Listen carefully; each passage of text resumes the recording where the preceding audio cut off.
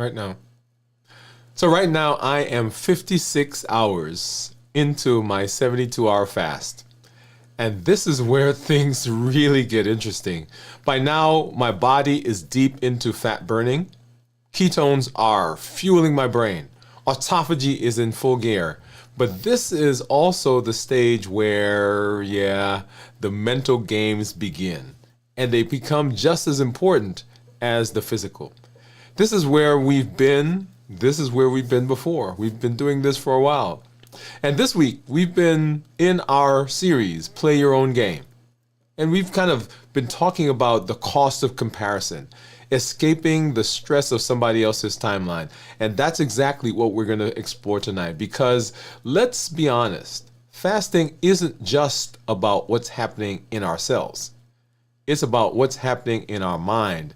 And comparison may be the thing that's costing you more than you actually realize. Hey, if you're new to me, I'm Dr. Dwain Woode. That's Wood with an E. The E stands for endocrinology. Here I educate, I empower, and I encourage you to take charge of your health and your life, avoid complications, go to the next level. We're creating the life we've always wanted, and we are living, that's right, limitless lives.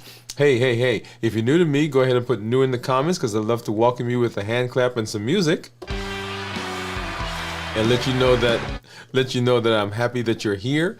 If you have questions, go ahead and put those in the chat because I want to make sure that we get to those as we move through our episode tonight. We've got a lot of good things that we're going to be talking about. I've got my monitors.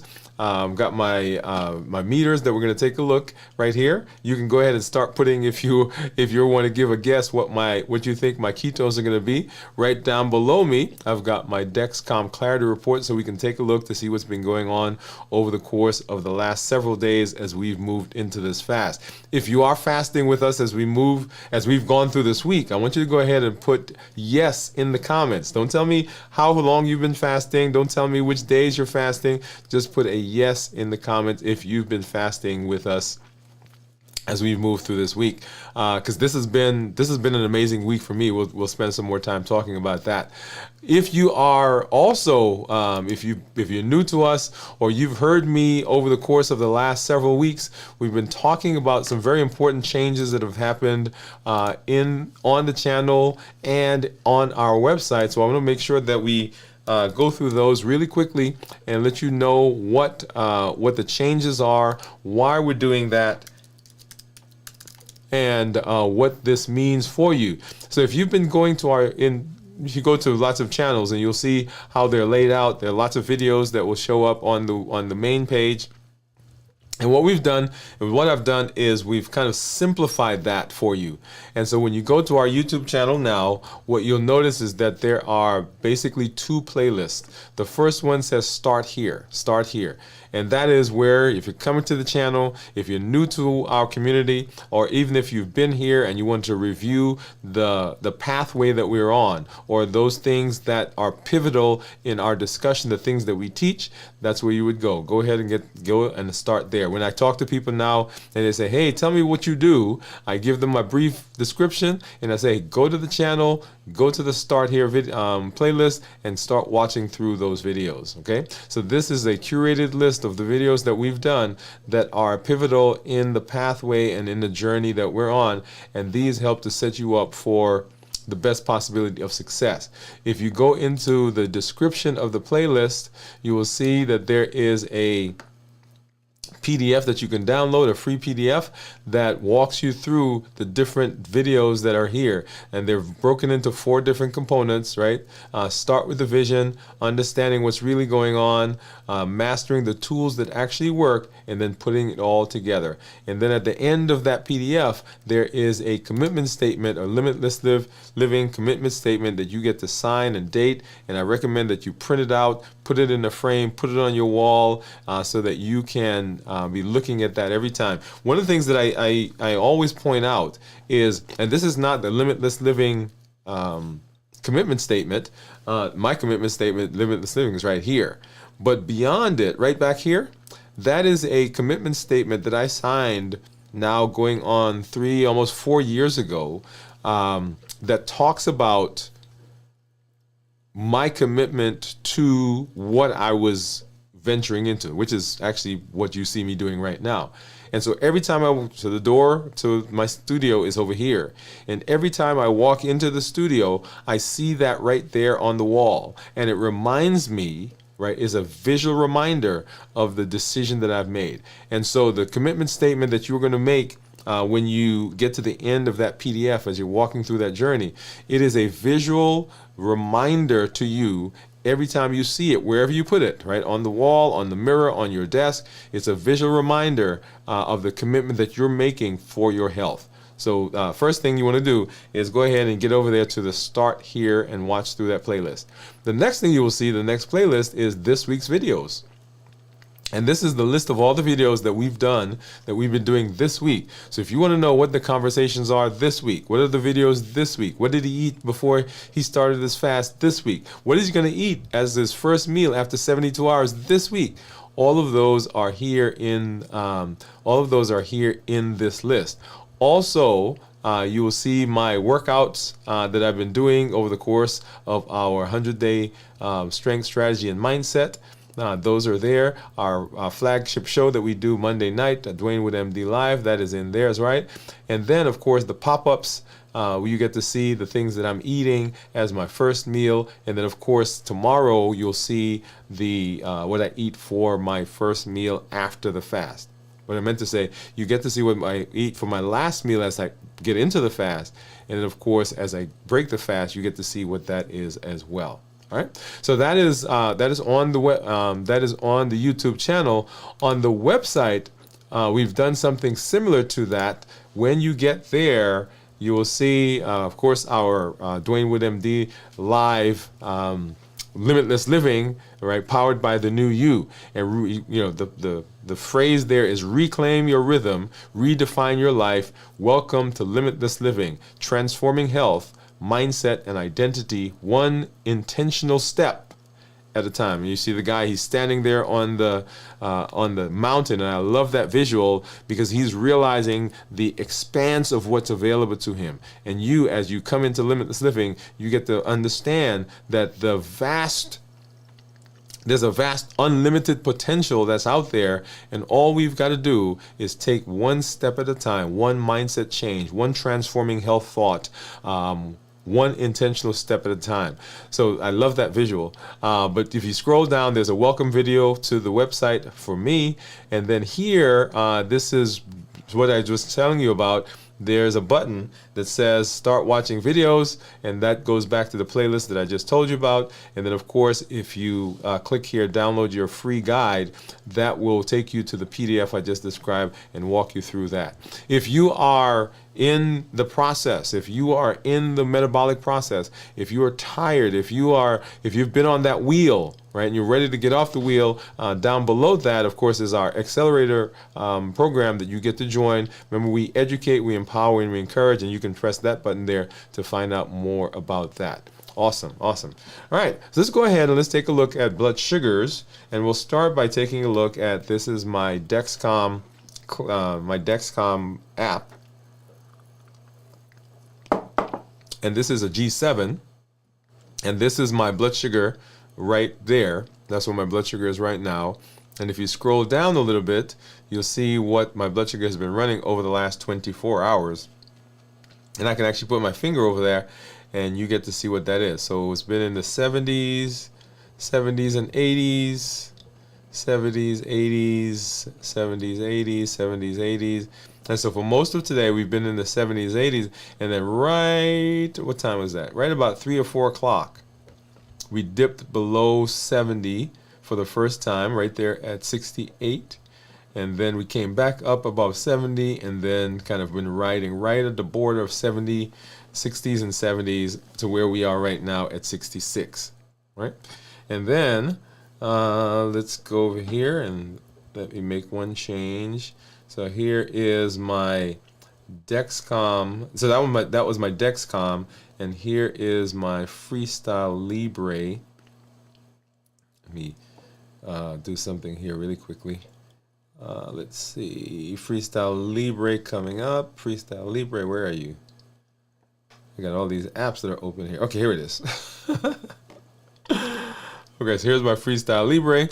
And you'll see right there that my blood sugar right now, according to Freestyle Libre, is 55.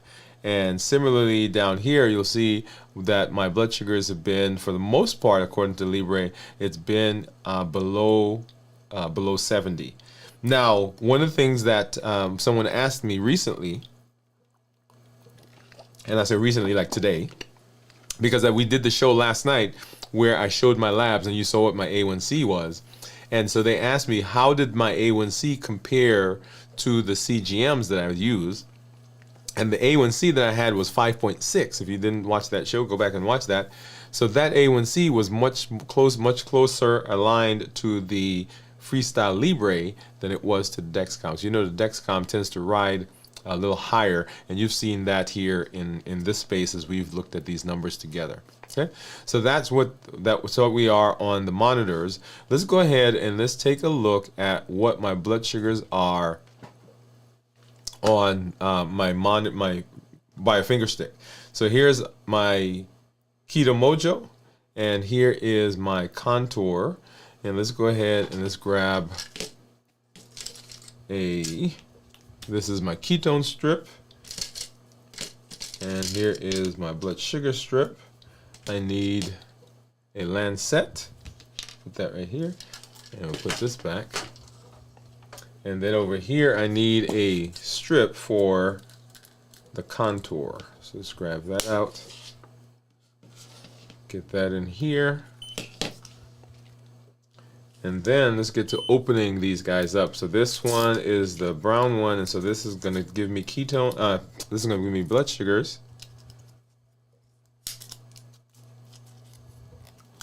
There we go. This is blood sugar, and then I'm also going to go ahead and open up the ketone one, because as you know, I usually have trouble opening that one up. I'm not sure why that's different. But tonight I actually had trouble opening the test strip as well, the regular test strip.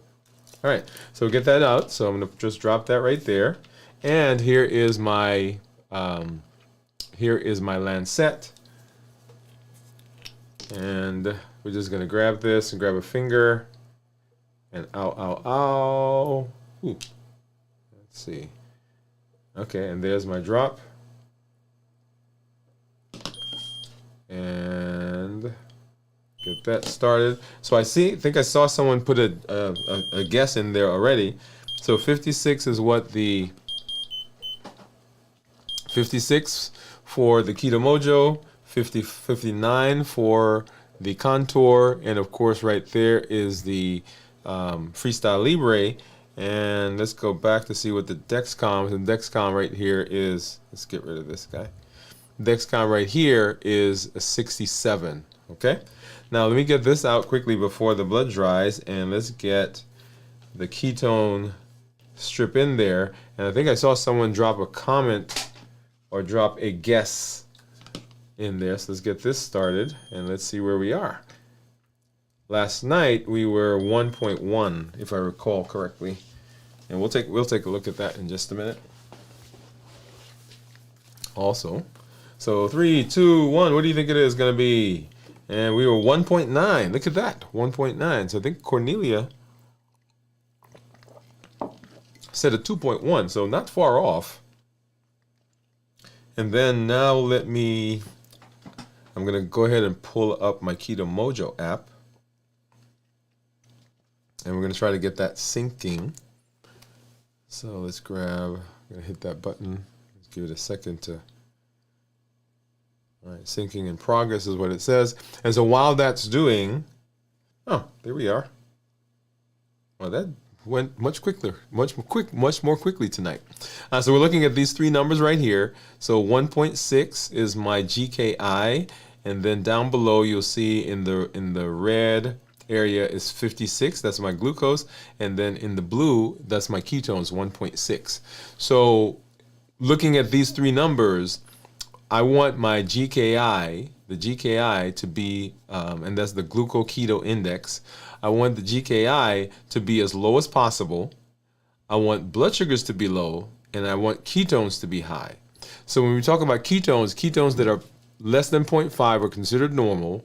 zero point 0.5 to 1.5 is considered nutritional ketosis, and then above 1.5 considered a therapeutic ketosis. So right now I'm 1.6, so I'm in the therapeutic ketosis range, and I know that I'm burning fat, because in order for me to have ketones and my blood sugar to be low, then my body has to be getting those from somewhere, and it's getting them from fat. And so I get excited when I see that. So anyone who's doing a ketogenic diet, if you're doing a fasting mimicking diet, if you're doing fasting itself, and you want to be in ketosis where we're doing fat burning, that's where you would be. Now the GKI is a calculated number. It is a number that that gives us a ratio between the glucose and the ketones. Now, if you're looking at that number, you're like, wait a minute, Dr. Woode, if I divide 56 by 1.9, that doesn't give me a 1.6, and it's actually a calculated number. So let me go ahead. I'm going to pull up my calculator really quickly, and let's go ahead and do that together. If you don't have a meter that does the calculation for you, you can actually go to a website, and they have calculators. So let's look at this together. So my blood sugar was 50. Well, what was it? 56. Okay.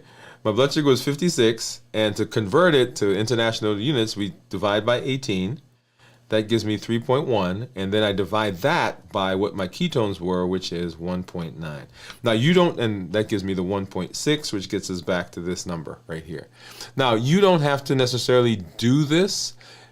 When you're looking at your ketones, you're looking at your blood sugar, you want the blood sugar to be low, and you want the ketones to be 0.5 or higher. And if you're doing that, then that will set you up and get you in the right range. The GKI is just another number that we talk about. So when we're talking to other people, or even for myself, I like to track it. I'm a numbers guy. I like data. I like all these fancy things, as you see when we come on. So I like the numbers, and it helps me. Now, what is important about that? Because I want to look at one other graph. And we'll get to what my numbers have been in just a minute. But one of the other graphs that we want to look at is this one. Right? And so the reason that we're doing this is because we're looking for metabolic benefits. So let me pause there for a second. So why are we doing what we're doing? We're looking for improvement in our metabolism. We'll talk more about that. But one of the things that people like to see, like to track, is, well, what's going on with my weight? And so as you've been walking along this path with me, let's go back and let's look at this weight here. So here's a weight of 260 pounds. Now I don't have my highest weight here, which was 287 pounds. So 287 pounds. And as we've been walking along this pathway, as we've been on this journey together, you've kind of watched as those numbers have gone down and down and down, and some fluctuations in there, and down and down and down to where we are right now, right? It's 183. So 287, 183, so a little over 100 pounds as we've walked this path together. So why are we doing what we're doing? Because we are interested in metabolic improvement. People who are interested in getting their weight down, interested in getting their blood sugar down, which translates into a lower A1C, interested in improving their fatty liver, interested in improving their metabolic disease, right? Metabolic syndrome and all of those. Now, all of that is important. All of that is important. Now, let's make a correlation to that. Because those numbers, this number that you're looking at, it is a surrogate, it is a guidepost, it is a mile marker. What is our ultimate goal? Our ultimate goal is keeping you alive as long as possible and making you as healthy as possible. Let me pause, right? Because I want you to get that. As we've been talking about this week, what we want to do is we want to personalize these numbers. Because sometimes we go to the doctor and they tell us a number, or like last night we reviewed my labs that I did when we went to my doctor. Sometimes you're looking at the numbers and you don't know what those numbers mean. And if you are not personalizing the number, it's just a number. It's something you're shooting for, and you don't understand why you need to keep that number where it needs to be. What are we doing? We want you around to be able to romp and play and wrestle with the grandkids. We want you around so that when you and your wife and your husband and your family, now that you've put all this time into your job and you've given the career so much time and you're ready to travel, that you could travel without your hips hurting, and you can travel, you can be free to do the things you want to do. We want you around so that when your son or your daughter graduates from college, that you're there for them, that you're walking your daughter down the aisle and giving her away as she's getting married. I had a lady come to see me. She was 84 years old, and she said, "Hey, I'm going to California." I said, "What are you going to be doing?" She said, "My granddaughter is having her third child, and they asked me to come out to help take care." She's 84, and she looked just as she was 30 years old. So why are we doing the things we're doing? It's not just about the number. It's about getting you back into your life to do the things that you have always wanted to do. That's why you hear me say we're going to the next level. We're creating the life we've always wanted. Because much of that has been stolen by this metabolic disease that we see. All right, so that's where we are, and so those are the reasons we're doing those things. Okay, now let's hop over and let's take a look at my Dexcom Clarity report. And so here I am 14-day average 118. We usually tell people we want their average blood sugar to be between 100 and 120. And so we're in target 97% of the time. My GMI, or glucose management indicator, so this is a surrogate for my A1C. So my A1C should approximate that. 6.1 is what it is. And as you saw from my labs last night, my A1C was actually 5.7. Okay? So once again, when you're looking at the report, this is a calculated number, and can be slightly different from when you actually get blood work done. If I look at my 90-day average, and once again, this is my Dexcom Clarity, my 90-day average is also 116 with a GMI of 6.1, and I'm in target 97% of the time. If I go back and look at my daily numbers, let's get rid of this thing. Right? What I want to do is I want to start back where we started the fast. And if you've not done so yet, you want to go back and look and see what was the last meal I had when I started the fast. And so we started the fast right about here with a blood sugar of 98. Actually, it was 95, I think, right there. Yeah, 95 as we started the fast, and you saw what I ate. And then now let's track the blood sugar from the time I ate to where it is now. And so I ate right there, finished eating. Go back and watch that show so you can see what I ate and what you would expect the blood sugar to be. And now let's go through, and we're 90s, 100s, up to 100, 107, 105, 109. The highest that I saw was probably a 140, or there's 120, right? So we started from 95 up to 120. Going into the next morning, so that was midnight. Next morning, we're now 100s, low 100s and 90s, 80s. And here's what I call the toothpaste effect, right in here, right? Like you know. And now, it's not as pronounced as it usually is because I changed toothpaste. You guys remember, was it last week 2 weeks ago? I changed toothpaste, and notice the change, right? So we don't get as big a spike in the blood sugar as a result of that toothpaste. And so we stayed in low 100s,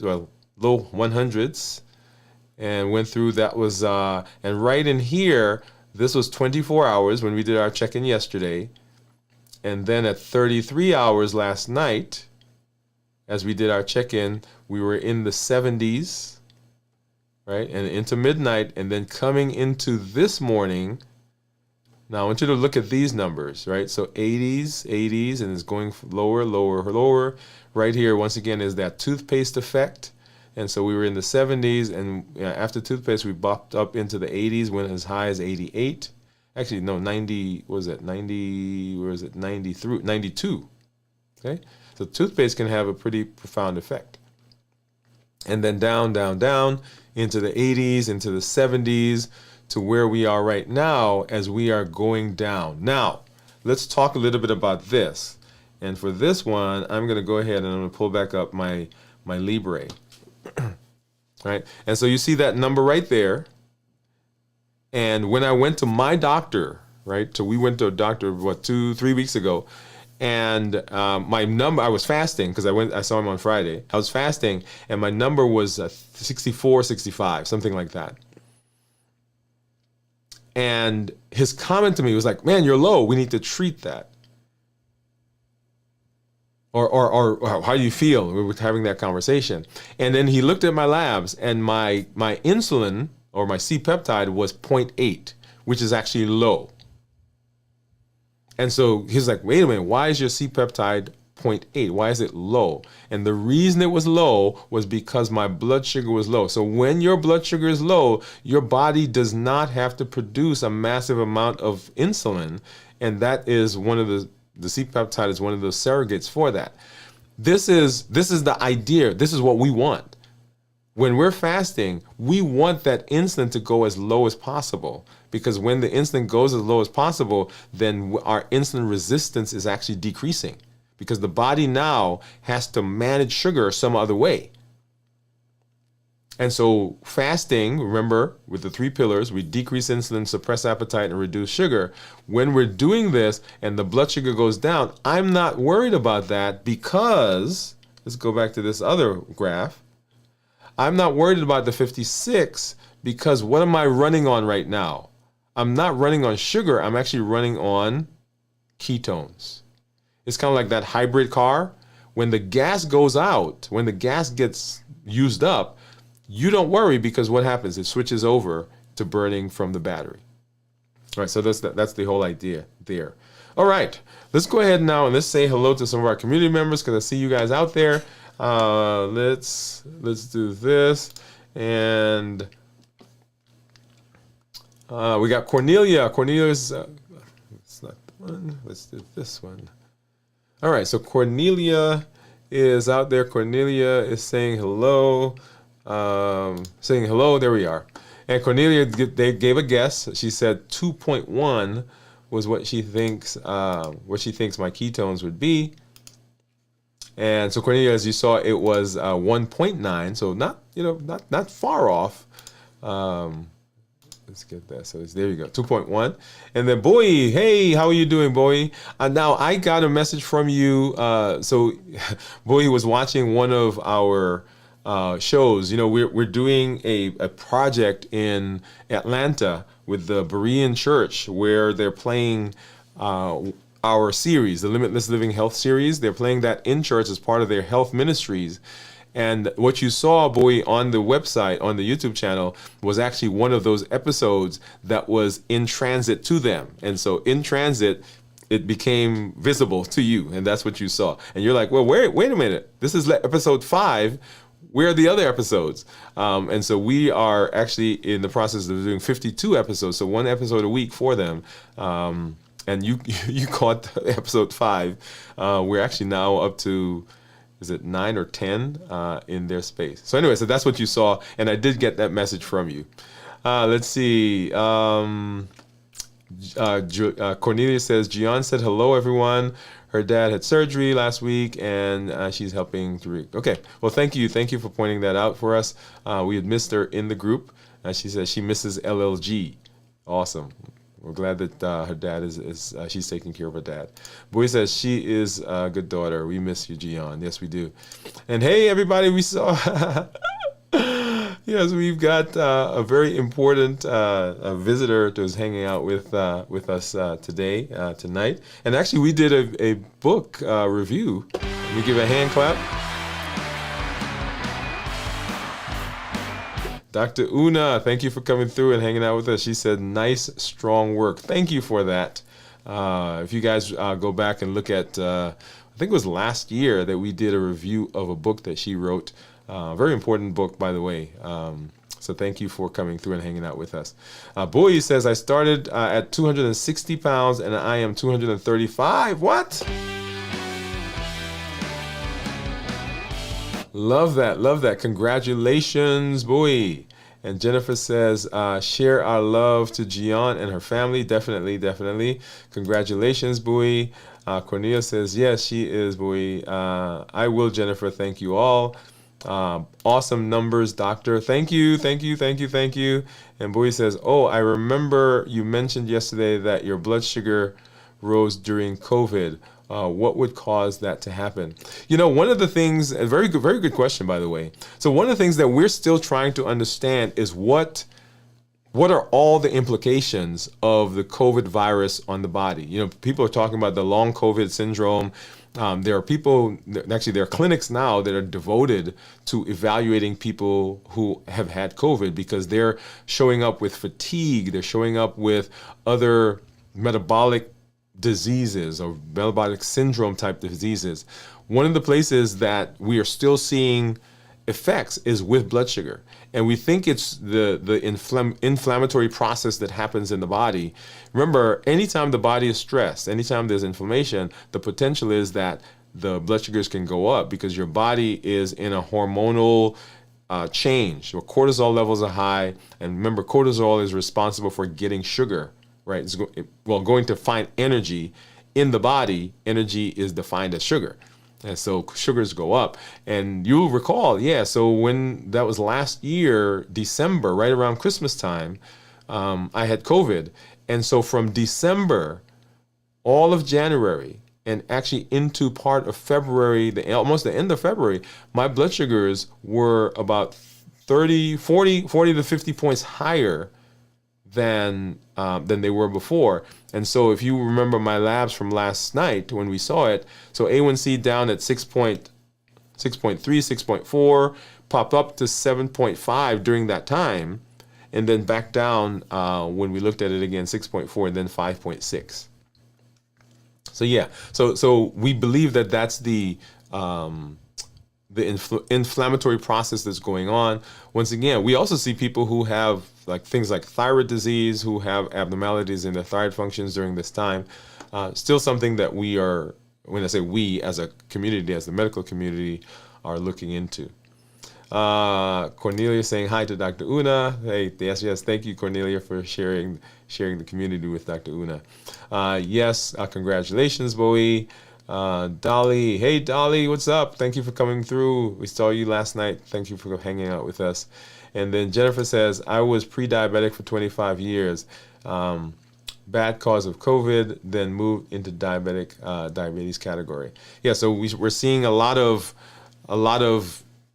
diabetes, thyroid issues that show up as a result of COVID.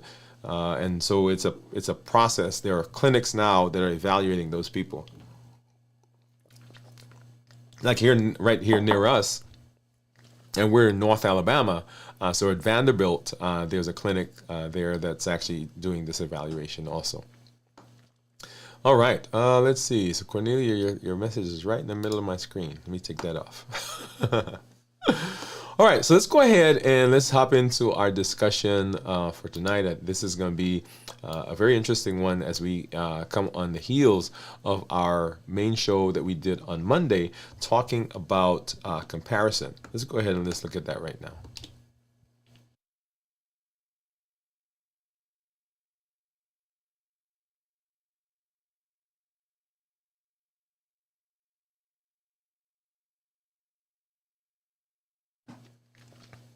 All right, so Play Your Own Game is the series that we're in. And as we talk about Play Your Own Game, the idea there is that there are some definitive markers or metrics that we're shooting for. A1C numbers, weight levels, BMI. We want to make sure that blood pressure, cholesterol, all those things are in a certain range.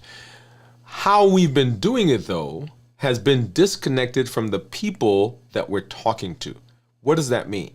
That means that when I say to you, hey, I want your A1C to be 6.5 or better, and that's pretty standard.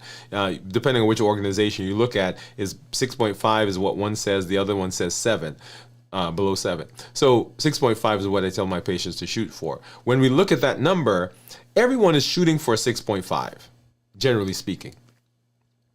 How we get to the 6.5, we have been very prescriptive in telling people how to do it. And there is a method to get there, but within that method, you can adjust how you do it. What does that mean? As we've been walking through the Limitless Living Health Action Plan, we've outlined the 7 pillars, right? Walking, fasting, strength training, balance bites, rest and recovery, mental mastery, and then of course strategy and planning. That's the pathway. Now, fasting comes in lots of different flavors. I do a 72-hour fast per week. Other people may do other types of fasts that get them similar benefits. We're all heading in the same direction to the same metric, but we don't get there the same way. And so comparison isn't just a mindset trap when we're comparing ourselves to other people. It's a metabolic liability. Let me explain. So at 56 hours into my fast, my body and your body, those of you who are fasting with us, your body is in a delicate balance. Insulin is low, growth hormone is rising, cortisol is shifting, and your system is fine-tuned for healing. As we've talked about resetting our body, that's what fasting does. It gets us primed for the things that we're going to do when we stop fasting and the hormonal changes that are going on during the fast. But when you start comparing your journey to somebody else's, their numbers, their ketones, their timeline, you trigger stress. And stress drives cortisol higher. Right? So I mean, and that is a simple example. What does cortisol do? Remember, cortisol and epinephrine are two of those stress hormones. So epinephrine gets the body ready for danger. So you see a tiger and epinephrine says, hey, we need to run. Well, your body can't run if it doesn't have energy. And so cortisol now goes out and it brings the energy. The epinephrine gets the body primed. Those muscles are ready to go. And then cortisol comes and it gets the energy and dumps it in and gives the body the ability to move. And as long as we stay in that stressed phase, the cortisol is always bringing more energy. So it's always bringing more what? Sugar. So cortisol causes blood sugars to go up. It blunts ketone production. Because when blood sugar goes up, cortisol, insulin also goes up. And as we know, insulin prevents us from getting into fat burning. It slows fat breakdown. In other words, when we compare, we cause that stress process to happen, and we literally disrupt the very healing that fasting creates. Yep. So what's happening at 56 hours? What's happening to my body at 56 hours? Let's start right there. So 56 hours into fast, what's happening is that my glycogen stores are being used up. And we say that usually goes away at between 24 and 36 hours. That store gets used up. So my blood sugar is low, as you saw on my monitor. Blood sugar is 56. And that means that my glucose is low, my insulin level is also low, and my body has had to go and use sugar from my liver. Well, as long as my body's able to use sugar from my liver, there are no ketones. Because the stuff in my liver, the glycogen, that's still sugar. So in order for me to get ketones, and get ketones that are persistent, I had to have used up the sugar in my blood sugar right now 56. I had to have used up the sugar in my liver, glycogen, and then now go to the fat stores, and that's where the ketones come from. Right? So glycogen, that's the stored liver. That's the stored stuff in my liver. So my glycogen stores are pretty much gone. Fat is being broken down as indicated by ketones. Insulin levels have to be low because my blood sugars are low. And if that's the case, it can't disrupt my hunger hormone, and it can't disrupt my cortisol, and it can't prevent me from going into fat burning. Autophagy is kicked in. Remember, autophagy is the body's process of recycling. It's literally cleaning house. It's breaking down old proteins. It's recycling damaged cell parts. And in my brain, ketones are giving clarity, focus, and even sometimes euphoria. You guys heard me talking, what was it, 2 weeks ago? Right, I was talking and somebody says, hey, you're having it sounds like you're having pressured speech. Right, the euphoria that comes. So the beta hydroxybutyrate is fueling the brain. The BDNF, brain-derived natriuretic factor, is like miracle grow for the brain. So during fasting, we're getting all these connections, all these interplays, all these. And I was talking to one of our community members. I think was it Cornelia, and we were talking about the connections that we're making. It's like a thought comes and that thought crashes into another thought. And because it is primed in this space where the ketones are there and the BDNF is there, when it hits into that other thought, the thought explodes. And now we've got a million thoughts that we can now go through the process of doing. There's this show that I used to watch. I don't know, is it still on? It's called, oh, wow. As soon as I said that. Oh, wow. Okay, I'll remember it.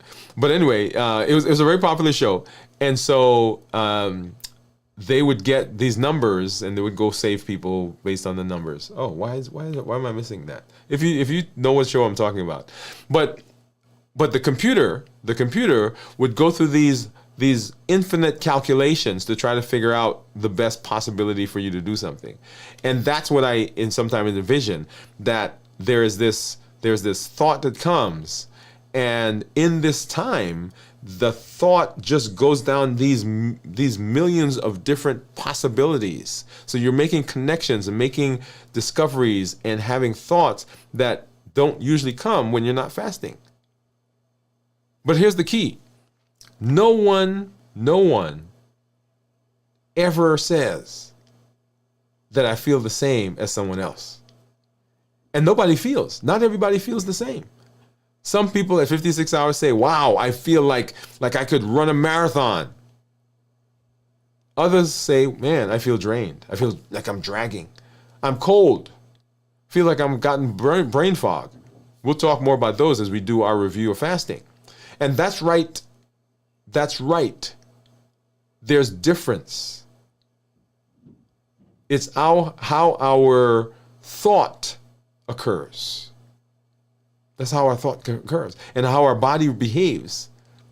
And when we compare ourselves to other people, if we try to do exactly what they do, we will have those times where we feel like we're in a fog. Oh, we feel like we're drained. We feel like, oh, this isn't working, because we're playing somebody else's game. Because we're trying to fast for 72 hours when we haven't mastered 24 hours. We're trying to run 10 miles a day when we haven't even walked in the last 2 years. So the goal is the same.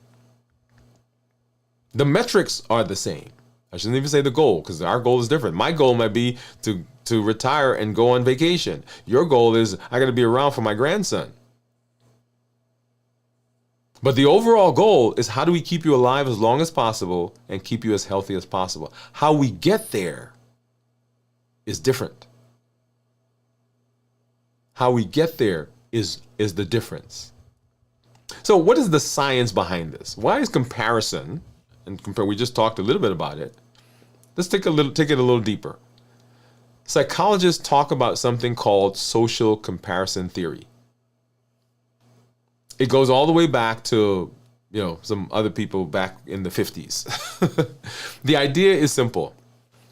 As human beings, we evaluate ourselves not just by looking inward, not just by looking at what's going on here, but by comparing ourselves to other people. I remember when I first came out of fellowship and I opened up my practice, these ideas that we're talking about, some of them were in their infancy. Because I had been struggling with weight for years. I had been struggling with blood sugar for years. And this is the guy who's getting ready to come out to talk to people about metabolism and talk to people about blood sugars. And so I remember I was in the process of developing some of these thoughts and some of these ideas. And someone commented that, man, he's talking about stuff I've never heard about. Is he talking about diabetes? He doesn't know what he's talking about. And I took that thing and I looked around me, and all of the other people in my field where I am were talking in a similar way. And because I did not want to be different, what did I do? I took my stuff, I put it on the shelf, and I became like everybody else. Because we don't want to be different. We compare ourselves. We like that herd mentality. Now, a lot of people will say now, right? So now it's popular to I'm running my own story. Or I'm going down my own pathway. But yeah, that's to a certain extent. We're built for community. And anytime there is a difference between us and the community, we try to assimilate ourselves. And so what did that do for me? That delayed my healing for a long time because I was no longer thinking in that way. That's a simple example of how comparison can rob us of the richness and the value and the benefit that we're supposed to get. Now, in the fasting space, this can get really dangerous, right? Because the temptation is constant. You scroll online, or even you're in this community, and you see my ketones, and you see my blood sugar.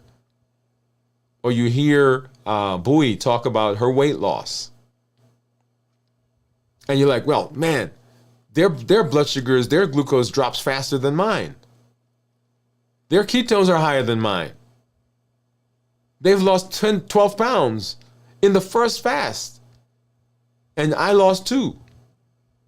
And you hear me say, as we talk about fasting, in the fasting, people typically should lose between 0.5 pound to 1.2 pounds per day. Almost sometimes up to 2 pounds. That's what we see, what we say. But if you don't lose that, then you're like, man, what's wrong with me? And what happens when we start comparing? We get stress, we get anxiety, we get cortisol, and one of two things happen. We overreach or we freeze. Overreach looks like, man, if they're going to do 72 hours, I'm going to do 72 hours, even if I'm not ready. If they're going to walk 15,000 steps, I'm going to walk 15,000 steps. When you've not gotten out of the couch, if they're going to like throw everything out of their house, all the carbs at their house, I'm going to do the same thing. Now, those are admirable, but it's not your game. And so when that happens, we burn out. We get anxiety, we get stress, and we lose you for a long time. Why? Because your brain says, I'm not ever doing that again. There are people who I see in my practice, and they have had good blood sugars before. They've had A1Cs down in the 5.6s. They've lost 50 or 60 pounds, and they've put it back on. Blood sugars are now high, and metabolically, they're back and even sometimes worse than where they were. And so we're having a conversation, and I say to them, hey, here are some things that we can try, some things we can do. And they say to me, I have done some things before that I know work, but I'm never doing that again because I can't sustain that. And that's the key word, sustaining. Whatever you're doing, whatever space you find yourself in, can you sustain what you're doing? And as we're walking through this path, as we're going down this journey, our goal is not quick fix. Our goal is, how can we do things that are sustainable? Right now, in vogue are all the GLP-1 receptor agonists. Those are the medications people are using for weight loss, or using for blood sugar, and side effect of it is weight loss. And when I talk to patients in the office, whenever I am getting ready to start one of those medications, because people will come to me and they say, hey, my blood sugars are great, my A1C is great, but my weight is up. Right? So they're diabetic. And we put them on GLP-1 receptor agonist. It is a blood sugar medication. We get the side effect of weight loss, right? So we're not treating weight with it unless you're doing one of the ones that are indicated. So we're putting them on the medication. And the conversation I have with them is, why are you wanting to go on this? They say, oh, I want to lose weight because my cousin, my brother, my sister, they're taking this and they lost weight. And my conversation, my question is, do you know how the medication works? And they say, I don't know, it's going to make me lose weight. Do you know how the medications work? I'm asking you now. They make you lose weight, one, because they slow your GI tract so you feel fuller longer, and it helps to suppress the appetite. Slows the GI tract, suppresses appetite. That's how it works. Slows the GI tract, suppresses appetite. It doesn't burn fat. It doesn't poof the fat away. It slows the GI tract and it suppresses the appetite. So if that's what it does, what was causing the appetite to be stimulated in the first place? Because if we don't understand that, if you have a side effect of the medication, or if for some reason the pharmacy or the insurance says I'm not paying for it, or there's a shortage like we had a couple of years ago, then people begin panicking. Why? Because they never learned what was driving it in the first place.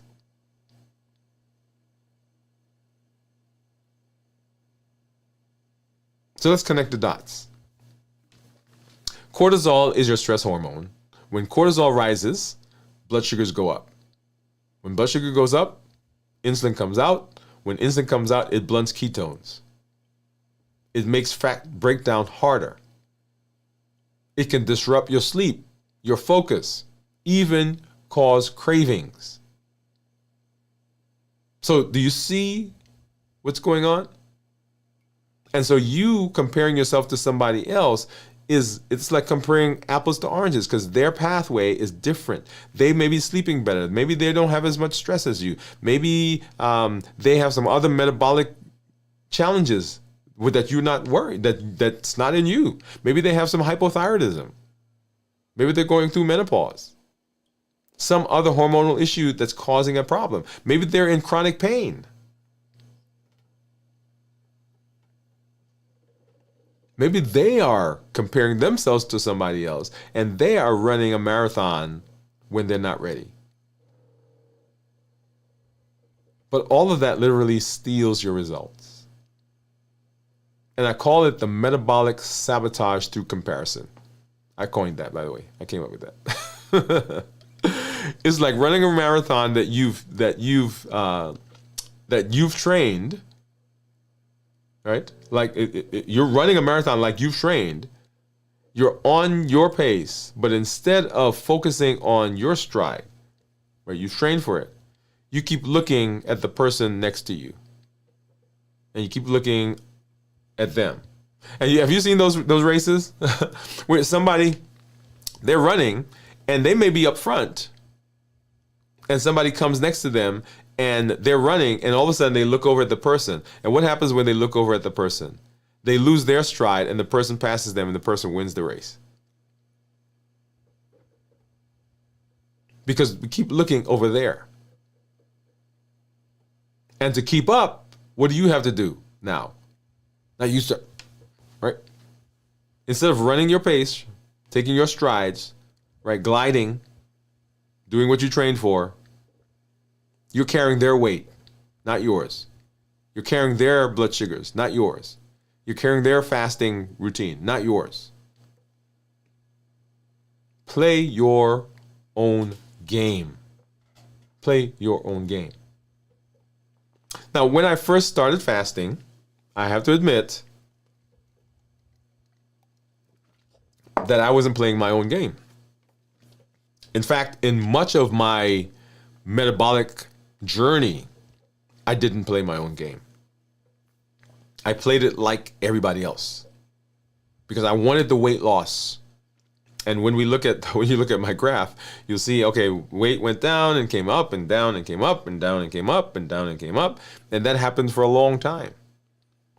Even as I was doing my intermittent fasting. Why? Because I didn't understand fully why I was doing what I was doing, what it meant for my body, and how my game had to be played.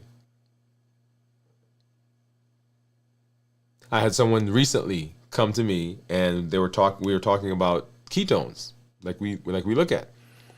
And their ketones were 0.5, 0.5, 0.6, 0.5, 0.6, 0.5, 0.6, 0.7, 0.5, 4.6, right? And their spouse, their wife, was not a patient of ours, by the way, and they had been following what he was doing. So the patient, he's my patient. And she's not my patient, and she's following what he's doing. And her ketones are higher than his. And so that caused distress. So he's like, well, something must be wrong. I said, well, what are the ketones? I said 0.5, 0.6, 0.5, 0.6, 0.5, 0.6, 0.5, 0.6. It's like, wait a minute. 0.5, 0.6, you're in ketosis. And he's like, yeah, but I wanted it higher. Comparison. But as I was going through my path, I remembered my journey is my own. So when I watched people who were talking about ketones and where their ketones were and what they were doing, and I was looking at mine, I was like, wait a minute, why is mine is not that high? And consistency over time. Consistency over time. Consistency over time gives the benefit, because I'm playing my game and I'm playing for the long haul. I'm not looking for today or tomorrow. I'm looking, what am I going to be doing down the road? My journey is my own. My insulin background, my body composition, my history with diabetes, all of that makes my journey unique. And I've seen that with patients. When they understand their journey, that the metrics are there, how we get there can be different, then all of a sudden it makes sense. When we stop comparing and we start measuring our own victories, then our energy goes up, blood pressure goes down, we lose weight, all those things begin falling into place. So let's get practical for a minute. How do you play your own game when it comes to fasting? Let me give you 3 things. Ready? Here we go. How do we escape the comparison trap? Number 1, define our baseline. Know our numbers. We did a show just last night talking about labs. Know what your numbers are. Not just your glucose, not just your ketones, but know how your body works. What are your hunger cues? What are your energy cues? Do you work better in the morning or in the evening? If that's the case, don't try to do heavy thought stuff when you're at your lowest energy. What's your sleep quality like? Start from where you are. I've never fasted before. They say I should fast. Well, I don't go do a 72-hour fast. Let's start slow. Start low and go slow. Define your baseline. Where am I right now? That's why when I say the Limitless Living Health Action Plan, and when I talk about limitless living, I say we show up with our best self, our best health, and our best plan. That means that right where I am is what I bring. I'm not looking to get better first and then come. I show up just like I am. What's my baseline? Number 2, measure progress internally. So the number didn't change, but since I've been fasting, I feel calmer. The number didn't change. The weight didn't go down. But since I've been fasting, since I've been on the plan, what I feel is that I don't resort to food anymore to buffer. Since I've been on the plan, I'm different than I was last month. I'm different than I was last year. Am I moving forward? Yes, I am. That's the scoreboard that counts. We're heading to the same markers, the same metrics, but we get there differently. So measure your progress internally by what's going on. Celebrate non-scale victories. Weight loss is great. The numbers are nice, but sometimes the biggest win is sleeping through the night when you used to get up to pee because your blood sugars were so high. I still haven't seen a big change in my weight, but guess what? My blood sugars are better, so I'm not peeing that much. I'm getting good sleep. I feel calmer in traffic. I'm having less joint pain. I'm having less mental fog. I'm celebrating those things. Celebrate them. Because sometimes we miss that whole process. What's one non-scale victory that you can celebrate right now? Think about that. Remember, every time you celebrate one of those, you are reinforcing your own success. And you're reinforcing staying in your own lane. You're reinforcing playing your own game. So let's do a short guide reflection right now. Okay, I want you to be still. Sit still for just a moment. Take a big deep breath in and let it go.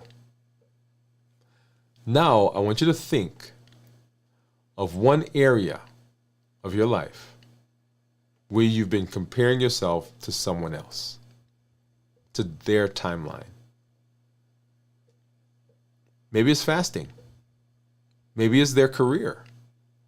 Maybe it's even a relationship that you see they have that you're like, man, why can't I have that?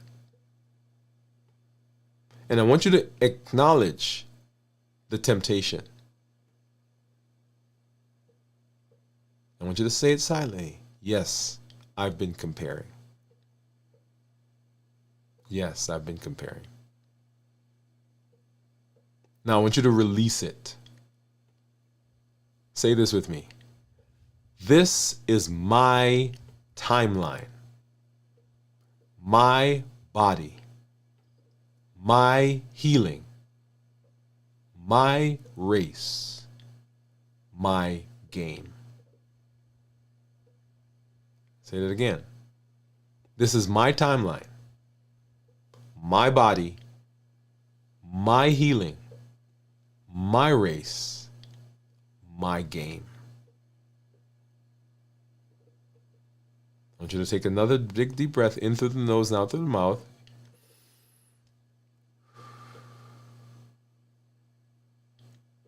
And I want you to let that peace replace the pressure that you've been under, the pressure that you've been putting on yourself, the pressure to keep up, the pressure to overreach, and even the pressure that caused you to freeze.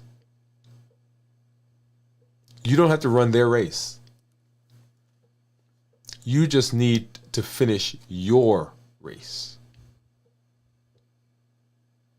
Because your race is different from theirs. It's different from what's going on in their lives. Here's the truth. Comparison steals peace. And stress steals progress. But when you fast on your own timeline, you give your body the freedom to heal at its own pace. When you play your game, don't play somebody else's game. Don't measure your success by their numbers. This is your journey, your healing, your victory. And when you embrace that, fasting becomes not just a discipline, but it becomes a doorway into limitless living.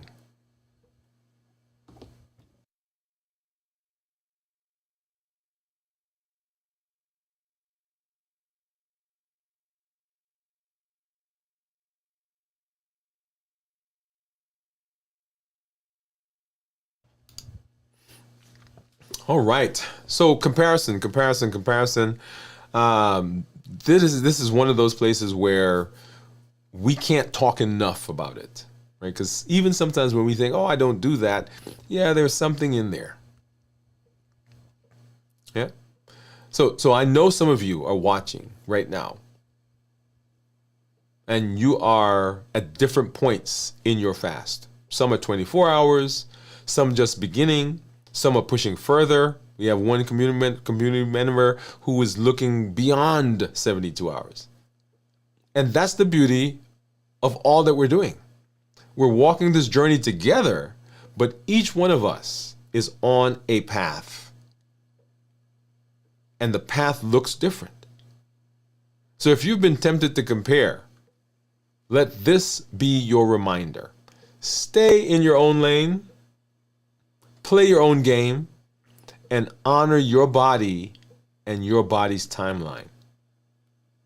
You don't have to do it like everybody else. We're heading to the same place, the same metrics, but we don't have to do it like everybody else. Awesome. All right, so I see some. Let's go back to our community and let's see what we got out there. Let's see, where was I? Let's see. Well, let me put this up so we can remember where we were. Okay, we saw Jennifer. Jennifer's had thyroid disease now too. So one of the things, and thank you for putting that up, Jennifer. So certain diseases tend to run together. So diabetes, thyroid, right? So those two tend to be together, particularly for people who are, I should say particularly, let me just leave it there. They tend to run together. Just like high blood pressure, high cholesterol, and diabetes run together. Yeah. So we see a lot of people who have diabetes and they also have thyroid disease. Cornelia says, I'm so proud of you all. Jennifer, it's great you've managed to bring your A1C into normal under those circumstances. Yes, congratulations. Steve says, great job, boy. Pamela says, hi, everyone. Steve says, when I first met Doc in 2017, he was a big one like me. I always liked overweight doctors so they wouldn't get on to me. Over time, he got thin, and I asked him how he did it. That started our fasting lifestyle. Oh, thank you for saying that, Steve. Thank you. So there's a whole conversation in there, Steve. I'm not even going to take the time, but yes, I'm so proud of the community. Proud of you, Steve, and what we're seeing. I keep saying I have to get you guys on so that you can tell your story about where you are. And I always pick on Steve and Cornelia and Bowie and Pam, but they've had some amazing stories as we've moved through this path together. Bowie says, I've been here since November last year. Still haven't finished a full 72 yet. Only half a pound a week this whole time, but the small drips add up. Yes, they do. They add up. It doesn't matter as long as we're moving in that process. So, Bowie, congratulations. Bowie says, I'm worried my doc will be mad at my blood glucose in 2 weeks because I had COVID for the last 2 weeks. XXXXX. So, and I'm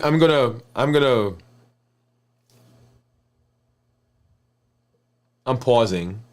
I'm gonna make a comment. Let me make a comment. So one of the things that I had to realize as a physician was this very idea of playing your own game. And recently I told a patient of mine, I gave them an analogy. So when I take my car to the shop,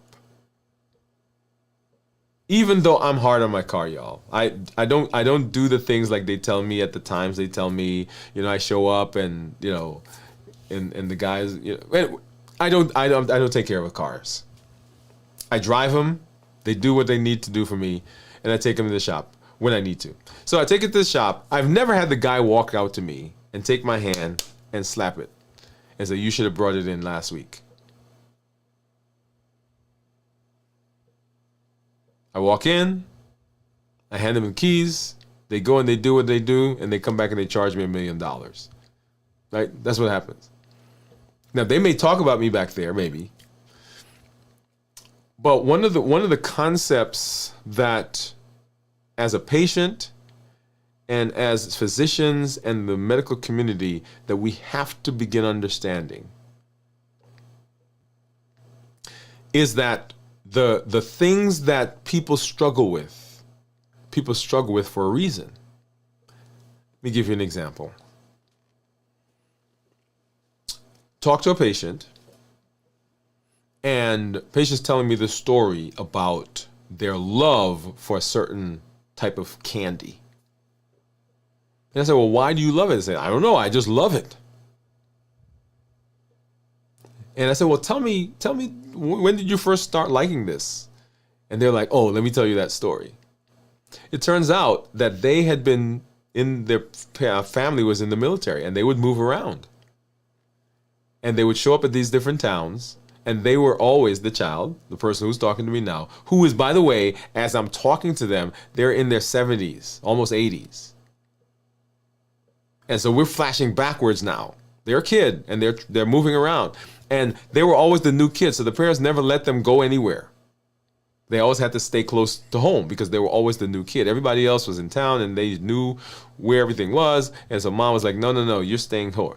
Well, one time they move into a town, and from their house, there is a store 2 blocks away. And mom says, "Oh, the store is close enough. And you're old enough now," so patient is now 9 or 10 years old. And mom stood on the stoop or the steps on the porch and watched the patient walk to the store 2 blocks away. And when they walked into the store, the very first thing that they bought, that the person in the store sold them, was the candy that they now loved. I want you to hear me. So here we are now, almost 80 years old. And every time they eat the candy, it brings them back to when they were 10. I want you to imagine what it's like now for someone to say to them, "Don't eat that candy because it's causing your blood sugar to go up." Do you know the power that comes with the connection that they make every time they eat a piece of that candy? Because we're not talking about the candy. We're talking about the autonomy that came the moment mom said you can walk down this street. We're talking about the power and the influence of the memory of when they walked into the store by themselves. We're talking about the security that it now brought to them when mom says, "Hey, it's only 2 blocks away. I'm going to stay here and I'm going to watch you go down there." And until we connect to those types of stories, me taking the candy has no effect. Because people will find something else that fills that bill, and then they go right back to that thing. So I could have said to her, "Hey, don't eat that candy." And she'll say, "Okay, I will, because it's bad for my health." And she'll do it for a week, 2 weeks, 3 weeks, 4 weeks, 5 weeks, 6 weeks, 12 weeks. She'll do it for a year, maybe a year and a half, maybe 2 years. But one day, the brain will say, "Hey, you remember that stuff we used to have when we were 10 years old? Let's go get some." Because we never connected the story All we did was took the food. And until we make that connection, patients will be ashamed. They will be scared to walk into the car shop with their car that's not functioning well because they're afraid that the guy behind the counter is going to slap their hands. See, that's a whole nother show right there. Coming up in March of next year, of 2026, I'm scheduled to do a conference for healthcare providers on the concept of managing patients with diabetes in the modern era.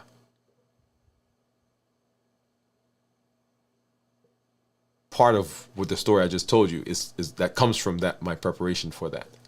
All right, so let's see. So you guys got me down, Bowie, you got me down another friend. So she says that she's worried about her doctor. Dolly says, I'm also failing to sustain. Tell me more about that, Dolly. Tell me more about that. I think I understand what you're saying, but I want to be sure. Boy, 45 hours is the most I've done. We do 24-hour fast. Yes, Steve and his family, they do a 24-hour fast. And he's usually in ketosis. His ketones are usually 2 or so. So they're doing a mostly ketogenic diet. Bowie, that's reassuring to hear, Steve. I admire your progress. Yes, definitely. And Steve says, I'm trying to make it a few more years. Well, thank you for saying that also, Steve, because our goal is how do we keep you alive as long as possible and keep you as healthy as possible? That is the goal. Those numbers that we do, the numbers we look at, they're great markers. They're great metrics. But those numbers are not the end goal.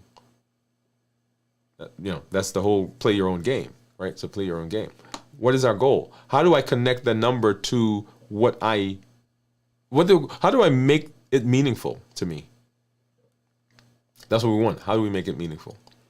All right. So as we talk, everything that we do, as you always hear me say, is based on our Triple E formula for success. We educate, we empower, and we encourage. We educate with the shows, with the blogs, with the podcasts. All of those things are with the idea of changing our mindset, helping us to understand how the body works, helping us to understand the connections, like we just told that story. We educate. We empower with the tools. The Limitless Living Health Action Plan, the Balanced Bites, the HEAT model, the COPE model, right? To think about that. All of those are tools to help you implement the things that we're learning. We educate, we empower, and then we encourage with this amazing community that you're a part of. The community that says, hey, I can do it because I saw them do it. I can do it because I have a group that's walking with me. I can do it slow and maybe imperfect at a time, but I can do it because I've learned how to be consistent. And you want to hear a secret? Yeah, come here. Let me tell you a secret. Your pathway, as imperfect as it is, your journey, as rocky as it's been, the path that you've been on, your history, as traumatic as it's been, is exactly the answer to somebody else's story. So when you show up and you share where you've been and the journey that you've been on, you are actually answering the question that somebody else in the community has. And that is part of limitless living. That says I'm showing up with my best self, my best health, and my best plans. I don't have to be perfect. I just have to be consistent. I have to show up. And when you show up, tell your story. There are over 1 billion people on the planet right now with diabetes or pre-diabetes, not to mention those who have heart disease, they've had strokes, they have polycystic ovarian syndrome, they have obesity, they have fatty liver, all of those things. There are more people on the planet right now, and you get to be a voice that says, hey, we don't have to go like that. We don't have to keep having these complications. There is a different way. And you get to do that because you are part of the community. We educate, we empower, and we encourage, because that's how we roll. We are living limitless lives, everybody. We'll be back tomorrow as we do our complete review of fasting. How do we prepare for the fast? How do we get through the fast successfully and what goes on in our body? And then how do we end the fast? And you get to see what I eat for the first time in 72 hours. Join us tomorrow as we do that. On Saturday, we'll have video from the vault at 9 p.m. Central. On Sunday morning, we'll have This Week in Review at 6 a.m. Central. And we'll be right back here next Monday for Dwain Woode MD Live as we continue our path and our series, Play Your Own Game. If you've not joined us yet for our MOVE campaign, that's metabolic optimization via exercise, as we're doing our strength training right now, don't forget about the walking. Come join us. We're in the Bridge to Mastery section of that. So after every 100 days, we do the Bridge to Mastery as we get into the next 100 days. So we've completed 100 days of walking. We did the Bridge to Mastery. We completed 100 days of strength and strategy or strength training. We're in the bridge right now, and we're getting ready to start our next 100 days. Make sure you join us. All of this is designed for you to be able to just show up and plug in and begin walking the path with us. I'm excited when I get to be here with you to see the benefits that you're getting and to be along the path with you. Thank you for being an amazing community. LLG in the house. This is Dr. Dwain Woode. That's Wood with an E. The E stands for endocrinology. We educate, we empower, and we encourage you to take charge of your health and your life. Avoid complications, go to the next level. We're creating the life we've always wanted, and we are living limitless lives. Which says I'm showing up with my best self, my best health, my best plans, and I'm not allowing anything from outside or anything from inside me to prevent me from doing that. Thank you for being here. Good night, everybody.